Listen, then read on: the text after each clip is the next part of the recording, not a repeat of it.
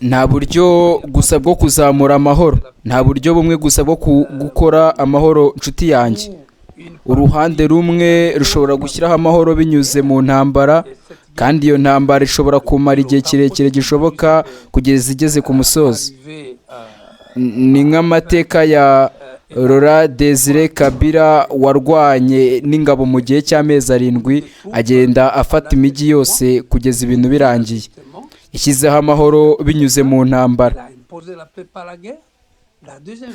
Uburyo bwa kabiri ni ukubinyuza mu biganiro n'imishyikirano, kandi ubwo nibwo buryo bwakoreshejwe mu ntambara ya kabiri twabayemo, ntabwo ari intege nke.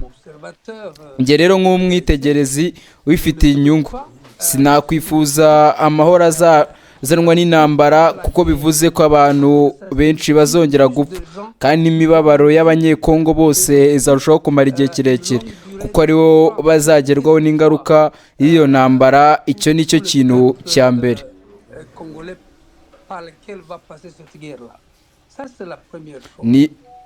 Niyo mpamvu nshyigikiye amahoro aboneka binyuze mu mishyikirano. Kandi iki kibazo ni iki: dufite leta iri kuganira imishyikirano n'umutwe witwaje intwaro wa FC M23 na PGN, ikomeje ibiganiro bitagira iherezo. Ibyo si ibisanzwe. Iyo mugirana imishyikirano mugomba kugira gahunda, mukavuga muti mu mezi 6 muzatwasinya amasezerano y'amahoro. Uko mbibona, ibyo ni imishyikirano idakozwe neza. Ariko ku mpande zombi ntabwo ari ku ruhande rwa gatatu. Harimo abantu badahutirwa iyo wumvise ibyo Jean Pierre Ntagoma avuga.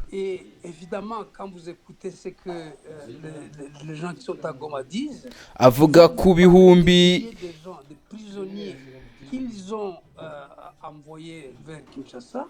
abakubihumbi by'abantu bafunzwe boherejwe Kinshasa kugira ngo barekurwe, ariko ku bantu bagera kuri 700 basabye kurekurwa, hakarekurwa abantu bagera kuri 15 gusa. Oya, agomba kubaho ubushake nyabwo bwo gukemura ikibazo, agomba kubaho ubushake nyabwo. Ariko nimwumve, nubwo bagera ku masezerano y'amahoro hagati yabo, ikibazo cya Kongo uyu munsi gifite n'urwego rukomeye cyane rwa politiki, kandi nicyo kintu nyamukuru cy'ibiganiro byahamagariwe.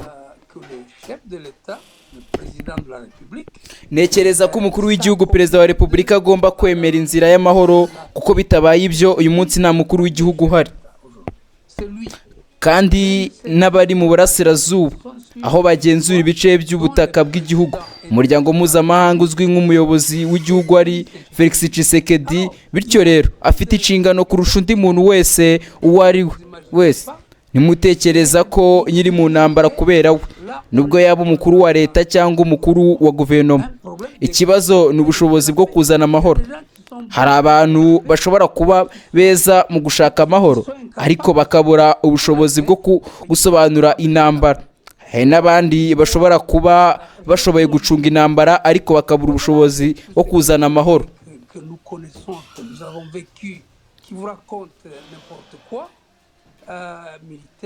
Nekereza ko agomba gufata umwanzuro udasubirwaho, akarenza kure iyo bajyana nama bose tuzi, abo twagiye tubona batubwira ibintu bitandukanye, maze Mitera agafata umwanzuro wo kuzana amahoro no kujya mu biganiro by'ukuri kandi bihuza bose. Nibyo biganiro bishobora gutuma ibintu bisubira mu murongo. Twabibonye no mu mateka yacu mbere. Ariko niba ibintu bikomeje kuba ko biri ubu, yego nta shingiro zihari, impamvu nyayo ntabwo izwi neza, impaka zikagenda mu byerekezo byose bikarangira cyazo kijyanye mu mihanda. Oya. Aha ni mu kiganiro kiba cyahotizwe cyangwa se cyatumiwemo abantu benshi n'umunyamakuru Stanis Bujakeri, umunyamakuru nyine ukorera ku rukuta rwa X yahoze yitwa Twitter, aho bari kuganira n'abanyapolitike bagiye batandukanye. Uyu baganiraga rero yitwa Azaria Ruberwa, akaba ari umwe mu batavuga rumwe n'ubutegetsi muri Repubulika Iharanira Demokarasi ya Kongo. Yagiye atanga ubutumwa butandukanye ku bijyanye no kuzana amahoro, avuga inzira zakoreshwa, avuga nyine uburyo hagomba kubaho ibiganiro, atangaza kuva ku barwanyi ba Laurent Desire Kabila arwanya n'ingabo mu gihe cy'amezi 7 agenda afata imijyi yose kugeza ibintu birangiye, hizaho amahoro binyuze mu ntambara. Avuga ko we ibyo atifuza, ntago yifuza amahoro ariko avuye mu ntambara. Avuga ko inzira y'ibiganiro ari ishoboka muri Repubulika Iharanira Demokarasi ya Kongo kugira ngo igihugu kigire amahoro arambye. Ubwo rero kubumva ururimi rw'igifaransa, mbashyiremo agace gato k'igifaransa namwe kugira ngo mudasigara namwe mwumve, gusa abandi namwe bumva ururimi rw'ikinyarwanda tangiye ndi kuba babwira ubuhinduzi mu kinyarwanda cyangwa se ijambo yavuze mu rurimi rw'ikinyarwanda tugenekereje. Ubwo namwe rero mujye muri comment mumbwira uburyo mu byumva. Ese inzira Azaria Ruberwa, umunyapolitiki utavuga rumwe n'ubutegetsi bwa Repubulika Iharanira Demokarasi ya Kongo, rwose ibyo ari kuvuga murumva ariko bimeze? Ese inzira ishoboka ni ugushaka amahoro anyuze mu biganiro cyangwa gushaka amahoro anyuze mu ntambara? Ubwo duhe igitekerezo cyawe aho hasi muri comment. Ukabumva igifaransa namwe kambashyireho agace gato karimo iby'ingenzi yavuze namwe mwumve.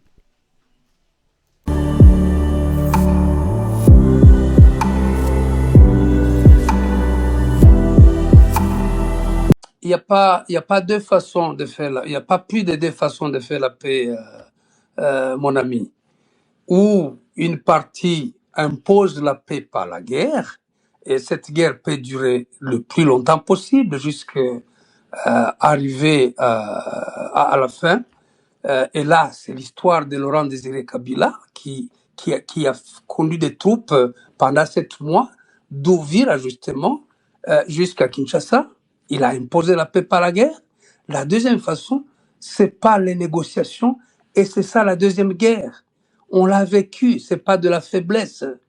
Donc, moi, comme observateur intéressé, je ne peux pas souhaiter la paix par la guerre, parce que ça signifie plus de gens qui vont mourir, mais aussi une longue durée de souffrance, de qui que ce soit, de tout le peuple congolais par lequel va passer cette guerre-là. Ça, c'est la première chose. Je soutiens donc la paix par les négociations. Et voilà le problème. Nous avons le gouvernement qui négocie avec le groupe armé AFC M23 et Twirwaneho. Ils tiennent des négociations à l'infini. Ce n'est pas normal. Quand on négocie, on a un agenda. On se dit dans 6 mois, on doit signer un accord de paix. Même de cesser le feu, c'est mal négocié quand je vois ça. Alors, mais vous avez de deux côtés, c'est ma lecture en tout cas, des personnes qui ne sont pas pressées. Et évidemment, quand vous écoutez ce que les gens qui sont à Goma disent, ils vont vous parler des milliers de gens, des prisonniers qu'ils ont envoyés vers Kinshasa ou qu'ils ont libérés, et une quinzaine de gens seulement sur 700 qu'ils ont réclamés. Non, il faut de la bonne foi. Il faut de la bonne foi.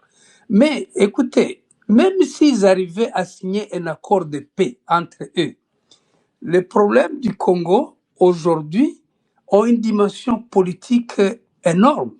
Et c'est ça le sens du dialogue qui est appelé. Je pense qu'il faut que le chef de l'État, le président de la République, s'accommode à la logique de la paix. Parce que c'est lui, il n'y a pas de chef d'État aujourd'hui. C'est lui. Même ceux qui sont à l'Est, ils sont sur le territoire dont le président international est connu, c'est Félix Tshisekedi. Alors, il a plus de responsabilités que quiconque. Vous ne vous imaginez pas gérer un pays toujours en guerre. Là, on lit quoi dans le chef du gouvernement? Un problème d'incapacité de faire la paix. Il y a des gens qui sont bons pour faire la paix, mais qui sont incapables de faire pour la guerre, mais qui sont incapables de faire la paix. Je pense qu'il doit résolument, au-delà de tous ces conseillers que nous connaissons, que nous avons vécu, qui vous racontent n'importe quoi, militaire ou civil, il doit décider de faire la paix et aller vers un dialogue véritablement inclusif. C'est ce dialogue-là qui peut décanter la situation. On l'a vu dans le passé. Donc, mais si les choses restent en l'état, où il n'y a pas de responsable, le leitmotiv n'est pas bien connu, les débats vont dans tous les sens, c'est dans la rue finalement. Non, non, il y a des paramètres pour un pays qui veut sortir de la crise, qui veut sortir d'un conflit armé. Mais pour faire la paix, le président